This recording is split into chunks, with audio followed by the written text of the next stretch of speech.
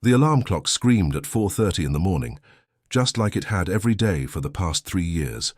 Maya Rodriguez rolled over in the narrow bed she shared with her grandmother, careful not to wake the frail woman who had raised her since she was 8 years old. The small apartment in Washington Heights felt even smaller in the pre-dawn darkness, with its peeling wallpaper and the persistent drip from the kitchen faucet that the landlord never seemed to find time to fix. Maya's feet hit the cold linoleum floor with practiced silence. She had mastered the art of being invisible, of moving through spaces without disturbing anyone, without drawing attention to herself.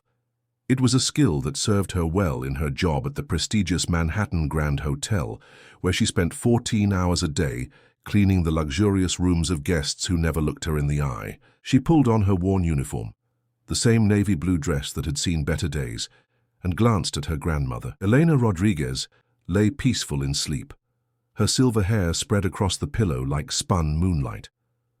The Alzheimer's had been stealing pieces of her mind for 2 years now, and some mornings, Maya wasn't sure if her grandmother would remember her name. "I'll be back tonight, Abuela," Maya whispered, though she knew Elena couldn't hear her.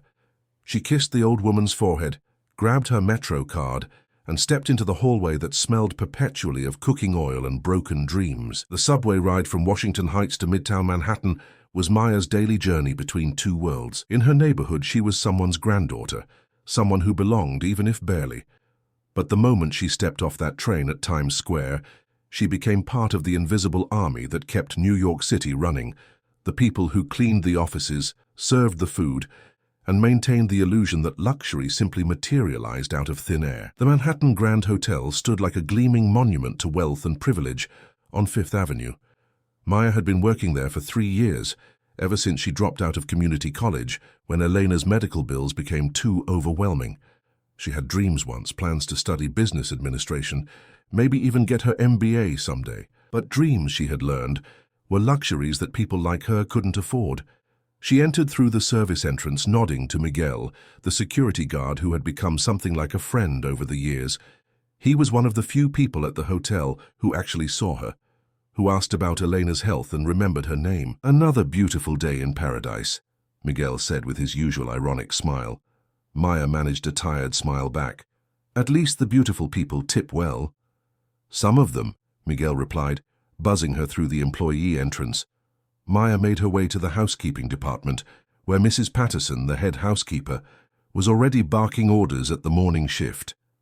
Mrs. Patterson was a woman who had climbed her way up from housekeeping to management through sheer determination and a complete lack of sympathy for anyone she perceived as weak. "Rodriguez, you're on the presidential floor today. The penthouse suite checked out this morning, and we have a VIP arriving at 3. I want that place spotless." Maya nodded, gathering her supplies from the storage closet. The presidential floor was both a blessing and a curse. The work was harder, more demanding, but the rooms were beautiful, and sometimes guests left behind books or magazines that Maya would smuggle home to read during her precious few hours of free time. She had always been a reader, even as a child growing up in Elena's cramped apartment. While other kids played outside, Maya buried herself in library books, losing herself in stories of people who transformed their lives through education and determination. Elena, despite her limited English and her job cleaning offices downtown, had always encouraged Maya's love of learning. "Education is the only thing they can't take away from you, mija," Elena used to say. "It lives in here," she would tap Maya's forehead, and here, she would place her hand over Maya's heart. Now, as Maya pushed her cart toward the elevator that would take her to the penthouse floor, she carried those words with her like a prayer. Even though she hadn't been able to finish college, she hadn't stopped learning. Late at night, after Eleanor was asleep, Maya would sit in their tiny kitchen with books she had found, management textbooks left behind by business travelers, self-help books abandoned by guests who probably never read them anyway. She had taught herself about organizational psychology, about corporate structure, about the delicate art of managing people. She understood concepts that her formal education had never touched, because she lived them every day. She saw how the hotel functioned, how personalities clashed and meshed, how a single person's bad mood could ripple through an entire department. The elevator opened onto the presidential floor with a soft ding. This was a different world up here, where the carpet was thicker, The air smelled faintly of expensive perfume instead of industrial cleaning supplies, and everything spoke of money in whispers rather than shouts. Maya began her work in the smaller suites first, methodically cleaning each room with the thoroughness that had earned her a reputation as one of the best housekeepers in the hotel. She found a worn copy of The 7 Habits of Highly Effective People in one room, left behind by a guest who had probably packed in a hurry. Maya slipped it into her uniform pocket, a small treasure for her collection. By noon, she had worked her way to the penthouse suite. The door was heavy, carved wood that probably cost more than Maya made in 6 months. She used her keycard and stepped into a space that took her breath away every time she saw it. Floor-to-ceiling windows offered a panoramic view of Central Park, the greenery a shocking contrast to the steel and glass canyon of the city. The furniture was elegant and minimal, each piece carefully chosen and probably worth more than everything Maya owned combined. A grand piano sat in the corner, its black surface reflecting the afternoon light streaming through the windows. Maya set to work, but she couldn't help imagining what it would be like to live in a space like this, to wake up every morning to that view, to have the luxury of choice that money provided. She wasn't envious exactly, but she was curious about the kind of person who could afford this life, who took such beauty for granted. She was cleaning the marble bathroom, lost in thought, when exhaustion finally caught up with her. She had been awake since 4:30, had worked through her lunch break to make sure she finished everything on time, and her body was simply done. The jet-black marble bench in the bathroom looked impossibly inviting. Maya knew she shouldn't. She knew the rules about staff never sitting down in guest areas, never taking unauthorized breaks.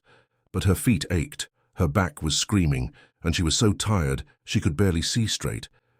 Just for a moment, she told herself, just long enough to catch her breath. She sat down on the bench, leaning back against the cool marble wall.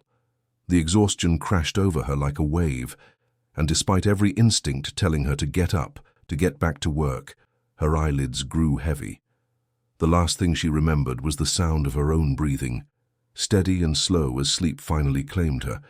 Maya woke to the sound of a door closing. For a moment she was disoriented, unsure where she was or how much time had passed. Then reality crashed back, along with a spike of pure terror. She was in the penthouse suite. She had fallen asleep on the job, and someone was in the room. She stood quickly, smoothing down her uniform and trying to look professional despite the panic coursing through her veins. She stepped out of the bathroom and froze. A man stood with his back to her, looking out at the view of Central Park. He was tall, probably in his early 40s, with dark hair that was just beginning to show silver at the temples. His suit was expensive, tailored perfectly to his broad shoulders and lean frame. Even from behind, he radiated the kind of quiet authority that came from being accustomed to having people listen when he spoke. Maya's first instinct was to apologize, to explain that she had fallen asleep by accident, to beg him not to report her to Mrs. Patterson. But before she could speak, the man turned around. His eyes were dark grey, serious and intelligent, with lines around them that suggested he smiled sometimes, though he wasn't smiling now. His face was angular, handsome in a stern way, and when he looked at Maya, she felt as though he was seeing right through her. "Ms. Chen, I presume?" he said, his voice deep and assured. "I'm sorry I'm late. Traffic was worse than expected." Maya blinked, confused. "I'm sorry, I think there's been a mistake. I'm not—" "Richard Blackwood," he continued, extending his hand. "We spoke on the phone yesterday about the restructuring project. I have to say, your reputation precedes you. The board is very excited about what you're going to bring to our team." Maya stared at his outstretched hand, her mind racing.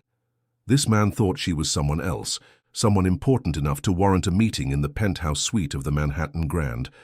Someone named Ms. Chen, who apparently worked in restructuring. The smart thing, the safe thing, would be to correct him immediately, to explain that she was just the cleaning lady, that there had been a misunderstanding, that she needed to get back to work before Mrs. Patterson realized she was missing. But something in his eyes stopped her. He was looking at her with respect, with the kind of attention that Maya had forgotten existed, not looking through her or around her, but actually seeing her as a person worth listening to. And in that moment, faced with a choice between returning to her invisible life and stepping into a world where someone actually valued her thoughts, Maya Rodriguez made the most dangerous decision of her life. She reached out and shook his hand. "Mr. Blackwood," she said, surprised by how steady her voice sounded. Thank you for agreeing to meet with me here. I thought it would be good to talk in a neutral environment before I come to your offices." Richard Blackwood smiled, and Maya felt something shift in her chest, like a door opening that she hadn't even known was closed. "I like your thinking already," he said. "Shall we sit and talk about how you're going to save my company?" Maya nodded, following him to the elegant seating area by the windows, her heart pounding so hard she was sure he could hear it. She had just stepped through the looking glass into a world where she mattered, where her voice had value. She had no idea that this single moment of desperate courage would change everything, that it would lead to love and betrayal, to triumph and heartbreak, to a reckoning that would transform not just her own life, but the life of the man now sitting across from her, waiting to hear what she had to say. All Maya knew was that for the first time in years, someone was actually listening to her, and she wasn't going to waste this chance, no matter what it cost her. Maya had exactly 47 minutes to figure out how to become someone else entirely. After Richard Blackwood left the penthouse suite, explaining that he would send a car for her the next morning to take her to Blackwood Construction's headquarters, Maya had stood frozen by those floor-to-ceiling windows for what felt like hours, but was probably only minutes. The magnitude of what she had just agreed to crashed over her like a cold wave. She was going to walk into one of New York City's most prestigious construction companies and pretend to be a human resources consultant. She, Maya Rodriguez, who cleaned toilets for a living, and whose highest level of education was 2 incomplete semesters at Bronx Community College. The panic should have paralyzed her. Instead, something else took over, something that had been building inside her for years without her even realizing it. All those nights reading business books by lamplight while Elena slept. All those hours observing the dynamics at the hotel, watching how Mrs. Patterson managed her staff, seeing which approaches worked and which ones created resentment and rebellion. Maya had been studying human behavior and organizational psychology without knowing it. She had been preparing for this moment her entire life. But first, she had to get through the rest of her shift without Mrs. Patterson discovering that she had been missing from her assigned duties for over an hour. Maya quickly finished cleaning the penthouse suite, her movements sharp and efficient, despite the adrenaline coursing through her system.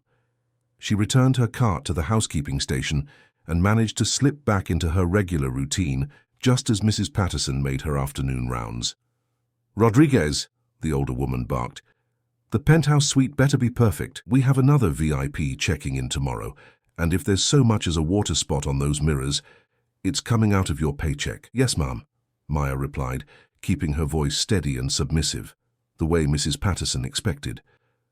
But inside, something had shifted. For the first time, Maya found herself seeing her supervisor not as an authority figure to be feared, but as a case study in poor management techniques. Mrs. Patterson ruled through intimidation and micromanagement, creating an atmosphere of fear that made her employees defensive and resentful. Maya had watched good people quit because they couldn't handle the constant criticism, and she had seen how the turnover affected morale throughout the department. These weren't just observations anymore. They were insights that Maya might actually be able to use. The rest of her shift passed in a blur of routine tasks, performed on autopilot, while her mind raced through everything she knew about business, about managing people, about the delicate art of making organizations function smoothly. She thought about the books she had read, the articles she had devoured during her lunch breaks, the conversations she had overheard between hotel executives that had given her glimpses into the corporate world. By the time Maya finally made it home to Washington Heights, it was past 9 o'clock, and she was exhausted in a completely different way than usual. Her body was tired, but her mind was electric with possibility and terror in equal measure. Elena was sitting in her favorite chair, staring out the window at the lights of Manhattan in the distance.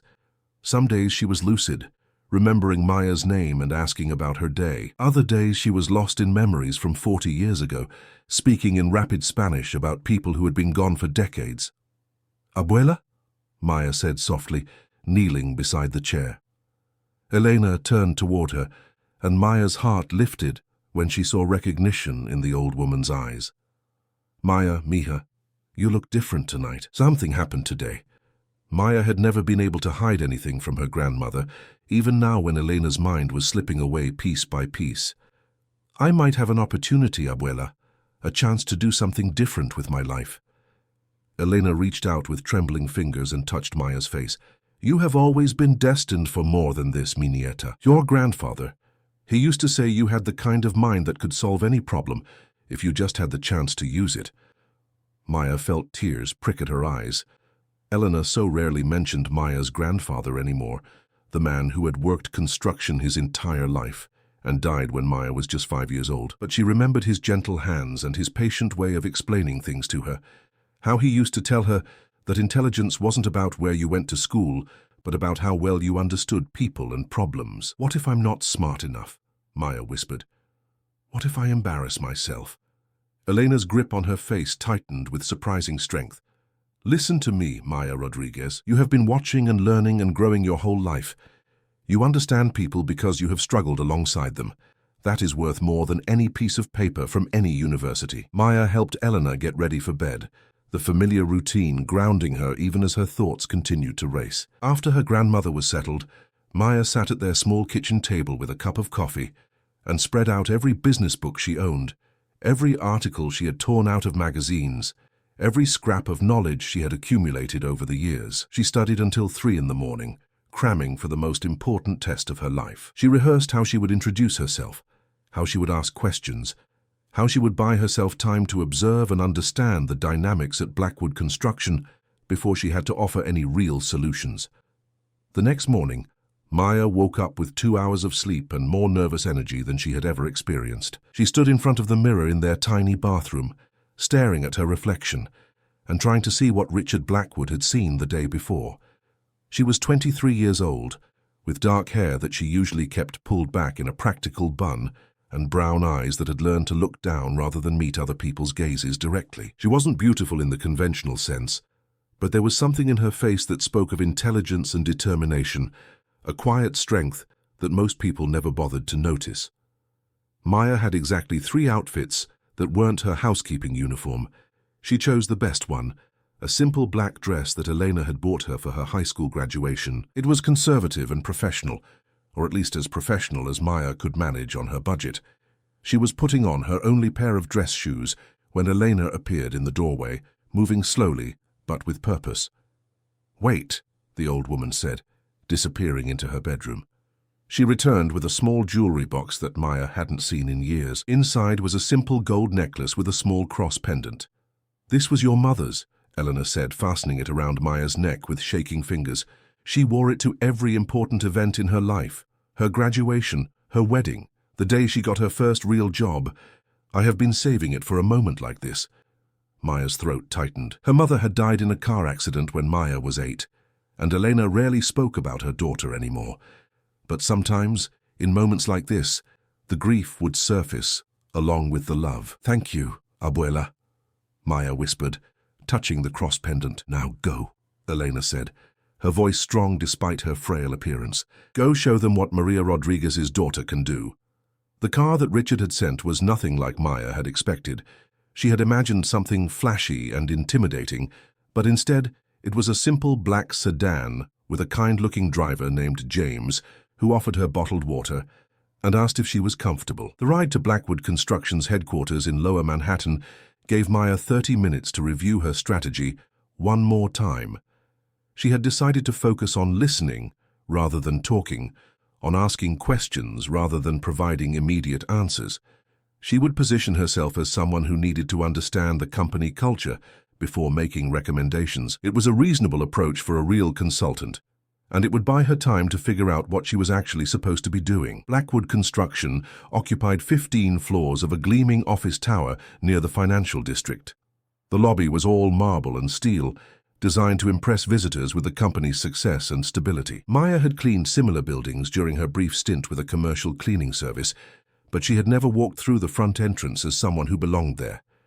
Richard was waiting for her in the lobby, and Maya felt that same jolt of awareness she had experienced the day before. In his own environment, he was even more imposing, moving through the space with the casual confidence of someone who owned it.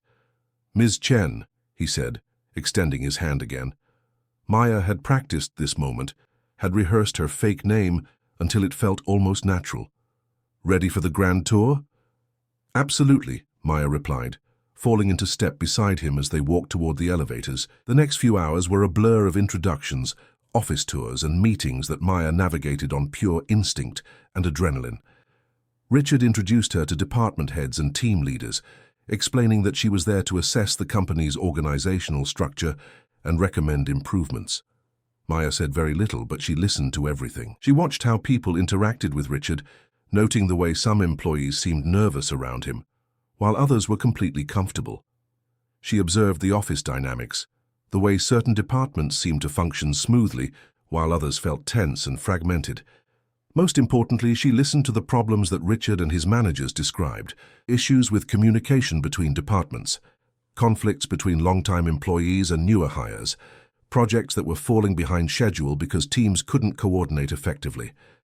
These weren't complex theoretical problems that required advanced degrees to understand. They were human problems, the same kinds of interpersonal dynamics that Maya had been watching and analyzing for years in hotel housekeeping, just on a larger scale. By lunchtime, Maya was beginning to see patterns, to understand how the various pieces of Richard's company fit together and where the friction points were occurring. She was also beginning to realize that she might actually be able to help. Richard took her to lunch at an elegant restaurant near the office, the kind of place where Maya had never imagined eating as a customer rather than cleaning the bathrooms. They sat by a window overlooking the Hudson River, and for a moment, Maya allowed herself to enjoy the surreal experience of being treated as an equal by someone like Richard Blackwood. "So," Richard said, cutting into his salmon with precise movements, "initial impressions?" Maya had been dreading this question, but when the moment came, she found herself speaking with surprising confidence. "You have good people," she said, "but you have structural issues that are preventing them from doing their best work." Richard's eyebrows rose slightly. "Such as, your department heads are operating in silos. They're protective of their territories because they're being evaluated individually, rather than as part of a cohesive team. That creates competition where you need collaboration." Maya paused, watching Richard's face for signs that she was overstepping or revealing her ignorance. Instead, she saw genuine interest. "Go on," he said. "Your newer employees have fresh ideas, but they feel like they can't speak up because the company culture doesn't encourage input from people who haven't paid their dues. Meanwhile, your longtime employees are frustrated because they feel like their experience isn't being valued when changes are implemented." Maya was drawing on everything she had observed that morning, but also on her years of watching similar dynamics play out at the hotel. The specific details were different, but human nature was remarkably consistent across industries and social classes. "And your recommendation?" Richard asked, his grey eyes focused entirely on her. Maya took a breath, fully committing to the role she had stepped into. "Start with the communication structure. Create cross-departmental teams for major projects. Implement regular feedback sessions, where newer employees can share ideas without fear of being dismissed, and where long-time employees can serve as mentors rather than gatekeepers." Richard leaned back in his chair, studying her with an expression Maya couldn't quite read. For a moment she was terrified that she had gone too far, that he was about to ask for her credentials, or demand to know where she had gone to business school. Instead, he smiled. It was the first genuine smile Maya had seen from him, and it transformed his entire face. "That's the most practical advice I've heard in months," he said. "Most consultants want to restructure everything from the ground up. You're talking about working with what I already have." Maya felt a surge of relief mixed with something more dangerous, a flutter of attraction that she couldn't afford to acknowledge. Richard Blackwood was not just her temporary employer in this elaborate charade. He was becoming someone she genuinely respected, someone whose approval meant more to her than it should. "I believe in building on strengths rather than starting over," Maya said, which was true, even if everything else about her presence here was a lie. They spent the rest of lunch discussing specific strategies and timeline for implementation. Maya found herself relaxing, even enjoying the conversation. Richard was intelligent and thoughtful, asking good questions and genuinely considering her suggestions. But as they walked back to the office, reality began to creep back in. Maya was living a borrowed life, wearing a borrowed identity. Eventually, the real Ms. Chen would appear, or someone would check her credentials, or she would encounter a problem that her self-taught knowledge couldn't solve. And what would happen to Elena if Maya lost her job at the hotel? The health insurance, meager as it was, covered some of her grandmother's medications.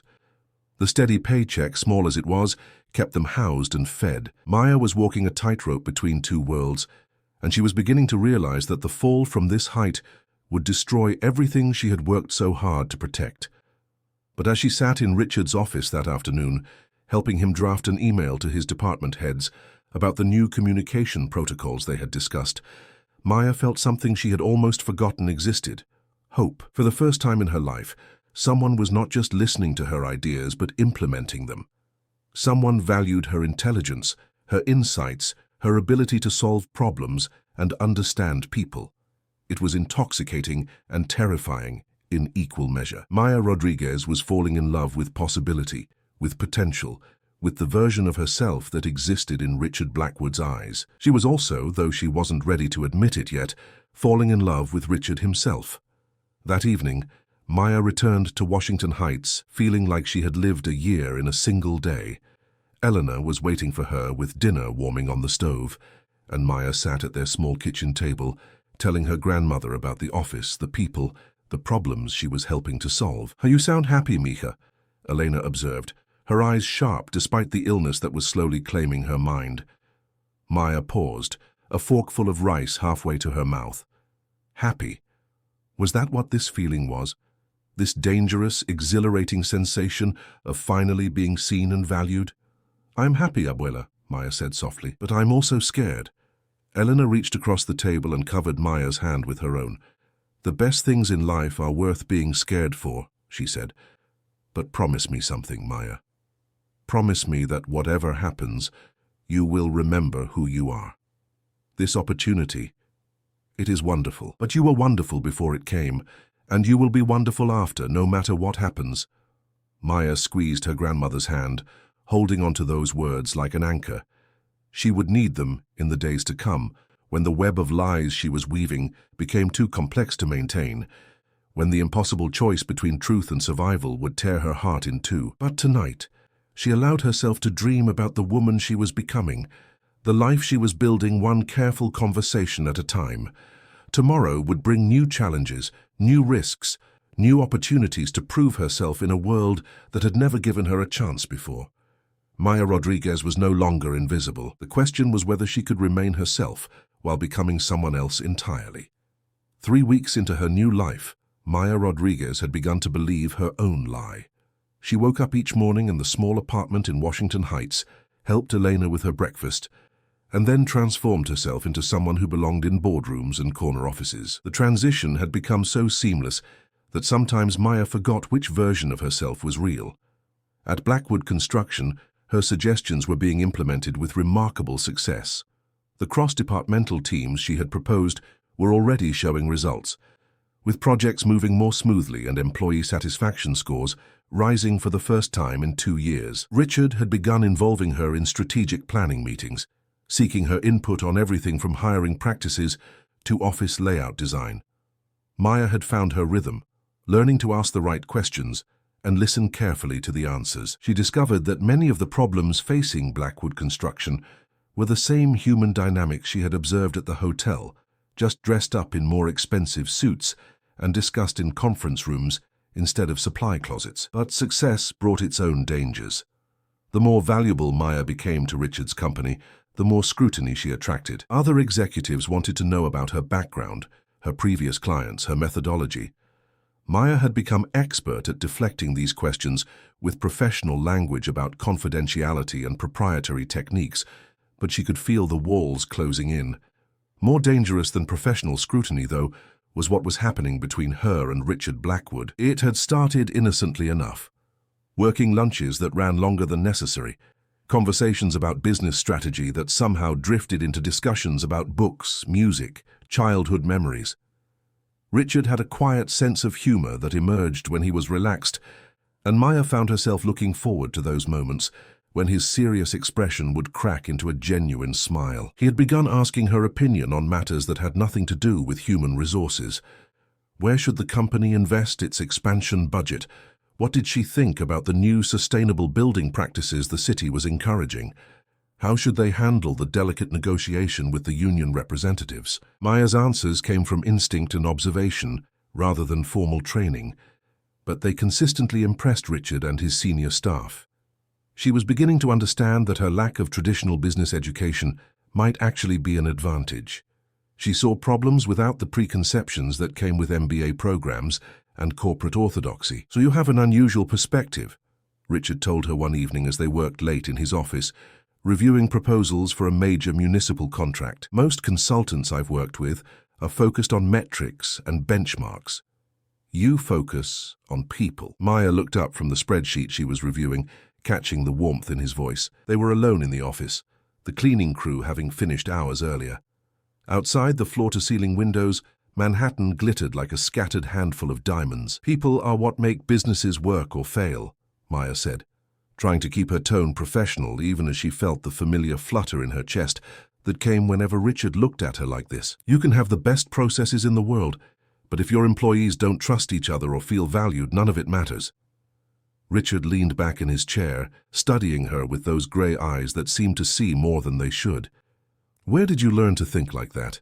It was a dangerous question, the kind that Maya had been dreading for weeks. She couldn't tell him about the hotel, about watching Mrs. Patterson destroy morale through fear and intimidation.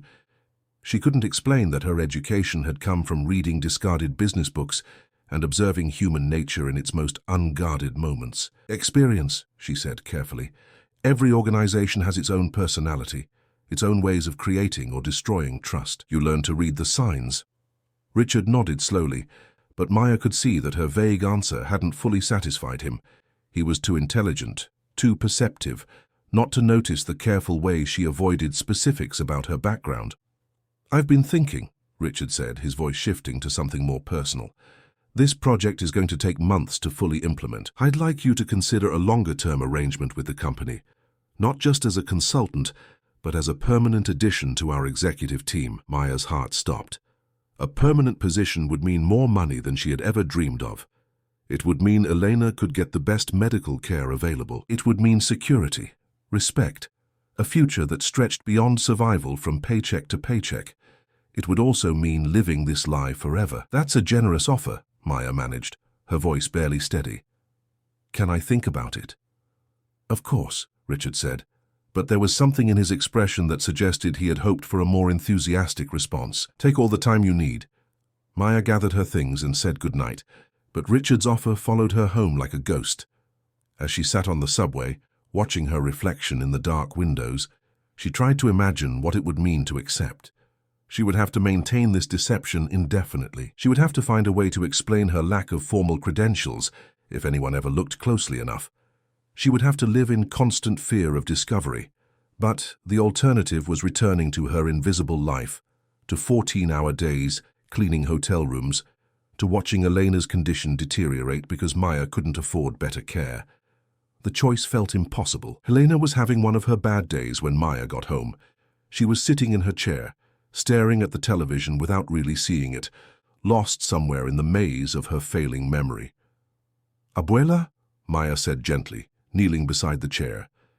Elena turned toward her, and Maya's heart sank when she saw the confusion in the old woman's eyes. "Who are you?" Elena asked, her voice frightened and small. "What are you doing in my house?"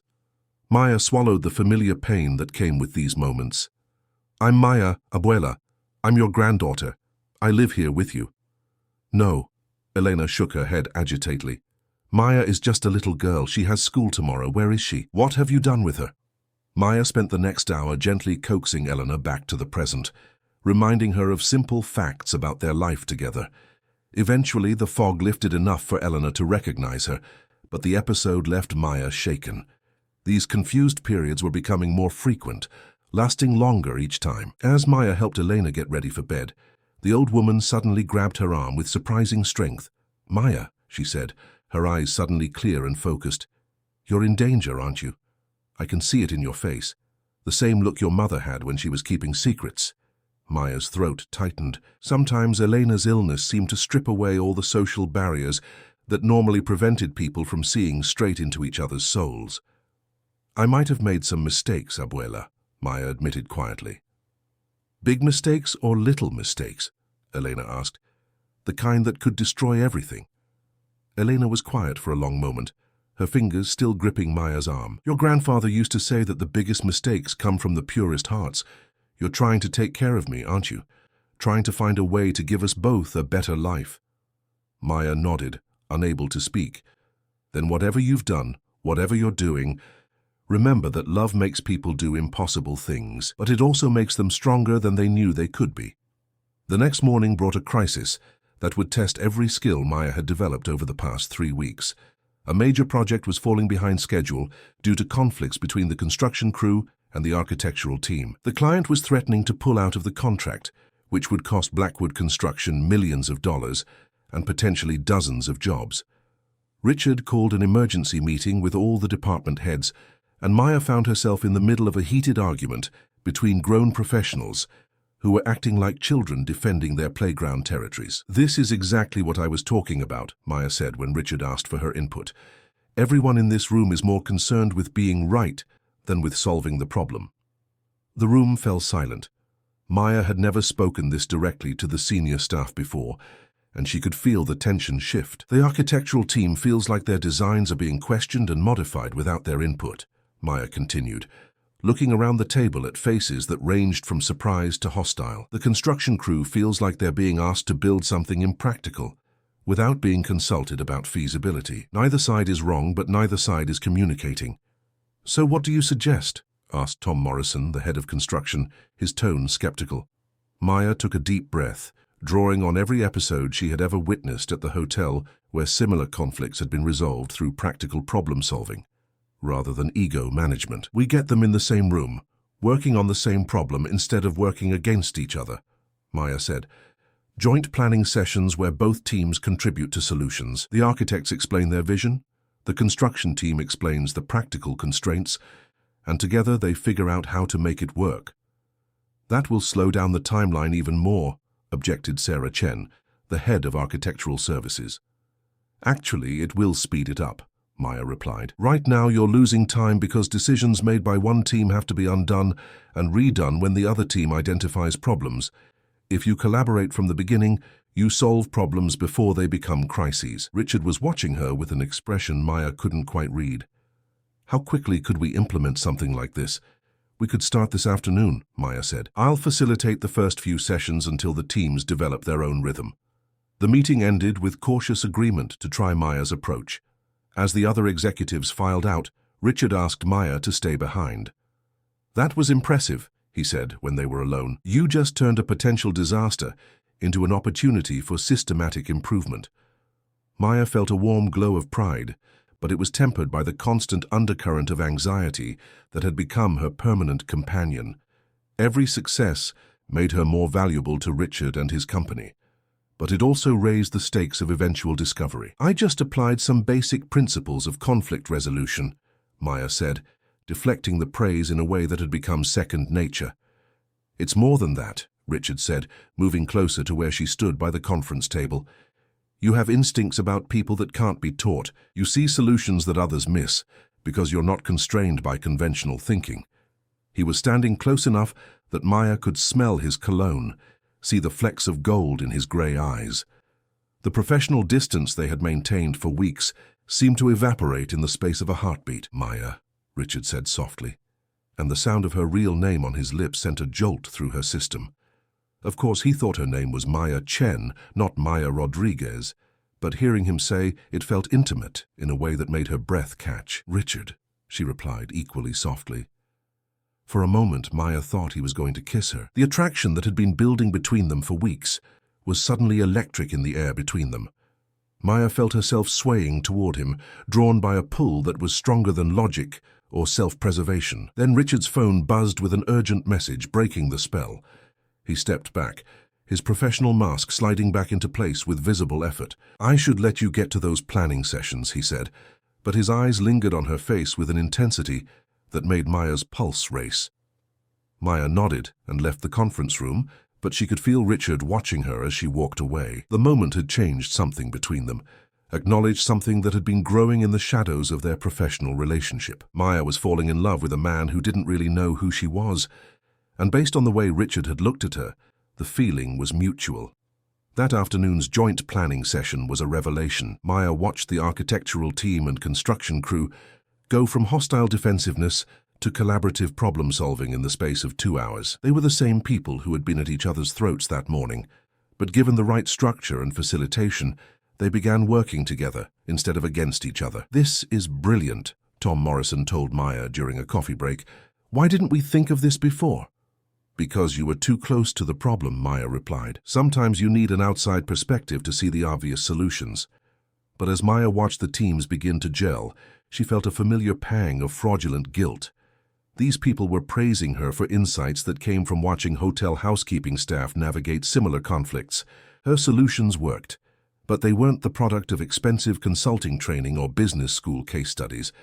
Maya was an imposter who happened to be good at her job. The question was whether that would be enough to sustain the elaborate fiction she had created, especially now that her heart was becoming entangled with the man she was deceiving. As the day ended and Maya prepared to return to her real life in Washington Heights, she caught sight of herself in the bathroom mirror. The woman looking back at her was confident, professionally dressed, valued and respected.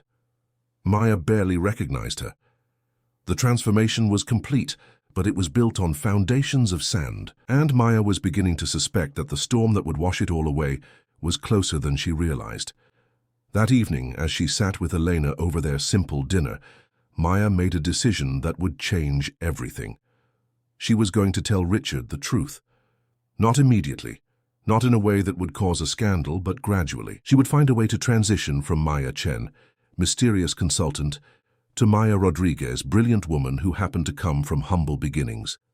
It was a dangerous plan, but living a lie was becoming more dangerous than risking the truth. Maya had something real to offer Richard and his company. Maybe, just maybe, that would be enough to bridge the gap between who she was pretending to be and who she really was. Maya Rodriguez was about to discover that the truth was more fragile than she had imagined, and that some deceptions, once discovered, could never be forgiven.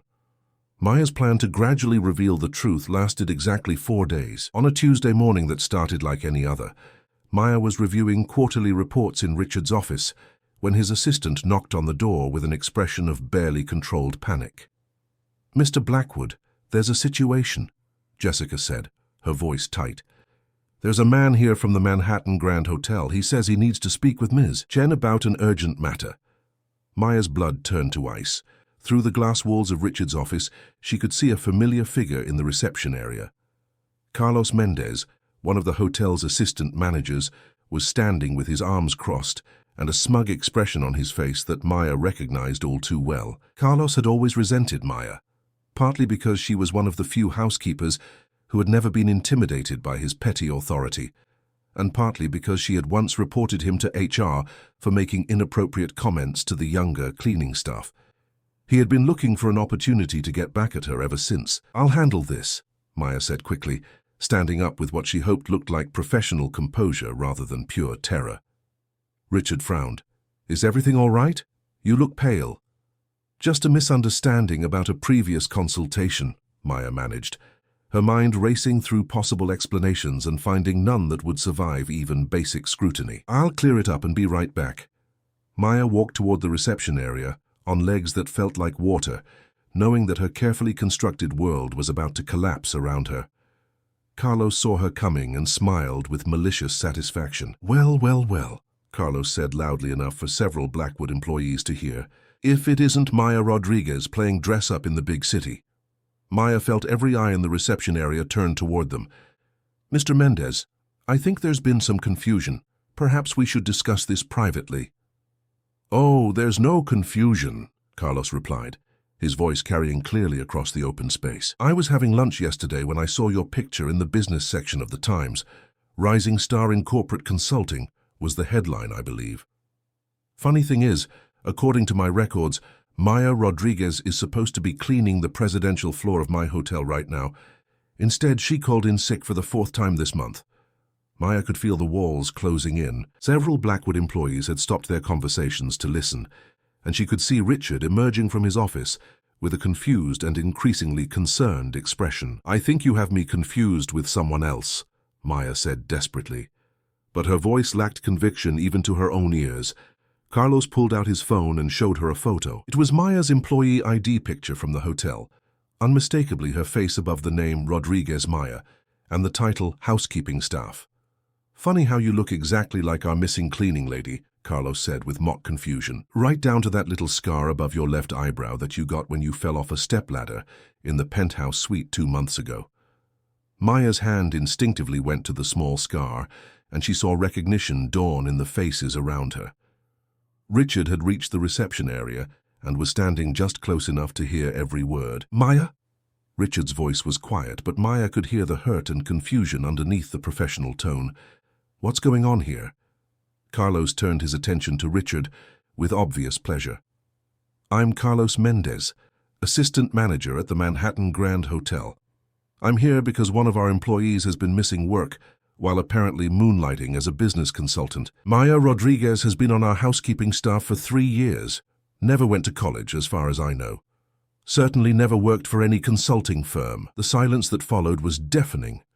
Maya could feel Richard's eyes on her, could sense his shock and growing anger without even looking at his face. Around them, Blackwood employees were whispering and staring, the gossip already beginning to spread through the office like wildfire.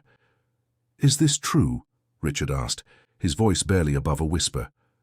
Maya met his eyes for what she knew would be the last time, seeing her own reflection in his grey gaze and hardly recognizing the woman she had become over the past month. "Richard, I can explain." "Is it true?"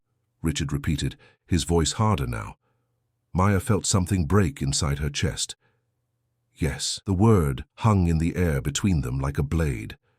Richard's face went through a series of expressions, shock giving way to hurt giving way to humiliation, and finally settling into a cold anger that was somehow worse than if he had shouted. "Security!" Richard called, his voice carrying the authority of a man accustomed to being obeyed. "Please escort Ms. Rodriguez from the building. She is no longer welcome here." "Richard, please just let me—" Maya started. "Don't." Richard's voice cut her off with surgical precision. "Don't say another word. You've lied to me, to my company, to my employees. You've made me look like a fool in front of my entire organization." Carlos was practically beaming with satisfaction. "I'll need to speak with your legal department about the services she provided while technically employed by our hotel. There may be questions about conflicts of interest, breach of employment contract, that sort of thing." Maya felt the last of her dignity crumble. Not only had she lost Richard, not only had she destroyed any chance of the life she had been building, but now she might face legal consequences that could follow her for years. The security guards arrived with professional efficiency, flanking Maya as she walked toward the elevators. She could feel the stares of every Blackwood employee, could hear the whispered conversations that would fuel office gossip for months to come. As the elevator doors began to close, Maya caught one last glimpse of Richard. He was standing in the reception area with his hands clenched at his sides, watching her disappear from his life, with an expression of such profound betrayal that Maya knew she would carry that image with her forever. The ride down to the lobby felt like falling through space. Maya's reflection in the polished elevator walls showed a woman who looked hollow, defeated, utterly alone. The professional clothes that had been her costume now felt like a mockery, a reminder of the role she had played and lost. Outside on the sidewalk, Maya stood for a moment in the March wind, trying to process what had just happened. 4 weeks ago, she had been invisible. For a brief, shining moment, she had mattered. Now she was worse than invisible. She was notorious. The subway ride back to Washington Heights passed in a blur of tunnels and stations. Maya sat in the corner of the train car, staring at her hands, and trying to figure out how she was going to explain to Elena that their dreams of a better life had evaporated in the space of 10 minutes. But when Maya walked into their small apartment, she found Elena sitting in her chair by the window, looking more lucid than she had in weeks. "They found out," Maya said simply, collapsing into the chair across from her grandmother. Elena nodded as if she had been expecting this news. "Tell me what happened." Maya told her everything, the confrontation with Carlos, Richard's face when he learned the truth, the walk of shame through the office she had come to think of as home. Elena listened without judgment, occasionally reaching out to pat Maya's hand when her voice broke. "And now?" Elena asked when Maya had finished. "Now I go back to the hotel if they'll still have me. I apologize to Mrs. Patterson and hope she doesn't fire me on the spot. I try to forget that for a month I was someone who mattered." Elena was quiet for a long time, looking out the window at the city that had given Maya such hope and taken it away so brutally. "Do you regret it?" Elena finally asked. Maya considered the question seriously. Did she regret the lie that had given her access to a world she never could have entered honestly? Did she regret the feelings she had developed for a man who now hated her? Did she regret the brief taste of success and respect that would make returning to her old life almost unbearable? "No," Maya said, surprising herself with the certainty in her voice. "I don't regret it. For the first time in my life, I got to use my mind for something meaningful. I got to solve real problems and help real people. I got to feel what it was like to be valued for my thoughts instead of just my ability to clean up after other people." Elena smiled, the expression brightening her entire face. "Then it wasn't a failure, Mija. It was an education." But Maya's education was far from over. The next morning brought a knock on their door that would complicate everything even further. Maya opened the door to find a young woman in an expensive suit, holding a briefcase and wearing the kind of confident expression that usually meant trouble. "Maya Rodriguez?" the woman asked. "Yes. I'm Jennifer Walsh and I represent the law firm handling the Blackwood construction account. I need to speak with you about your unauthorized consultation work and potential misuse of proprietary information." Maya's heart sank even further, if that was possible. She invited the lawyer in, offering her the one decent chair while Elena retreated to her bedroom with remarkable diplomatic instincts. "Ms. Rodriguez," Jennifer Walsh began, opening her briefcase with crisp efficiency, "my client is prepared to pursue both civil and criminal charges related to your impersonation of a qualified business consultant and your access to confidential corporate information." Maya felt the room spin slightly. "Criminal charges? Fraud, identity theft, corporate espionage. The charges could be quite serious depending on how the district attorney's office chooses to proceed." Maya stared at the lawyer, trying to process this new development. She had expected humiliation and job loss. She hadn't expected to face potential imprisonment. "However," Jennifer Walsh continued, "my client is also a reasonable man. He's willing to consider alternatives to prosecution." "What kind of alternatives?" Maya asked, though she was afraid she already knew. Jennifer Walsh pulled out a thick document. "A non-disclosure agreement, along with a statement of admission and the agreement to repay any consulting fees you received. In exchange, Mr. Blackwood will not pursue legal action." Maya looked at the document without really seeing it.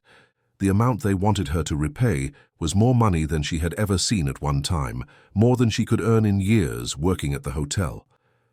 "I don't have that kind of money," Maya said quietly. "Then I suggest you find a way to get it," Jennifer Walsh replied, without sympathy. "You have 72 hours to sign these documents and arrange payment. Otherwise, we'll be filing charges on Friday." After the lawyer left, Maya sat in the kitchen with her head in her hands, trying to figure out how her attempt to build a better life had turned into a potential prison sentence. Elena emerged from her bedroom and sat across from Maya, reaching out to touch her granddaughter's face. "We'll figure this out," Elena said with quiet determination. "How, Abuela? How do we figure out $20,000 in 3 days?" "The same way we've figured out everything else," Elena replied. "One step at a time, with love and determination." But even as Elena tried to comfort her, Maya could see the fear in her grandmother's eyes. If Maya went to prison, what would happen to Elena? Who would take care of the old woman whose mind was slipping away a little more each day? That evening, Maya walked through Washington Heights in the cold March air, trying to think of options and finding none. She had no savings, no valuable possessions to sell, no family members with money to lend. Her brief flight into Richard Blackwood's world had crashed and burned, leaving her in a worse position than when she started. Maya found herself standing outside the Manhattan Grand Hotel, looking up at the gleaming facade that had been her workplace for 3 years. Tomorrow, she would have to go back inside, face Mrs. Patterson's smugness and her co-workers' whispered gossip, and beg for her old job back. But as Maya stood there in the shadows, watching well-dressed guests enter and exit the hotel lobby, she realized something that surprised her. She wasn't the same person who had cleaned these rooms 4 weeks ago. She had tasted success, had proven to herself that her mind was capable of solving complex problems and managing difficult people. Richard Blackwood might hate her, and she might be facing legal consequences for her deception. But Maya Rodriguez had discovered something that no one could take away from her. She had learned who she was capable of being when given the chance. The question now was whether she could find a way to become that person again, honestly this time, before her past caught up with her completely. As Maya walked home through the streets of Washington Heights, she didn't know that her story was far from over. She didn't know that in a few months life would offer her another chance, another opportunity to prove herself in a way that nobody could call fraudulent. But she did know one thing with absolute certainty. Maya Rodriguez was done being invisible, no matter what the cost.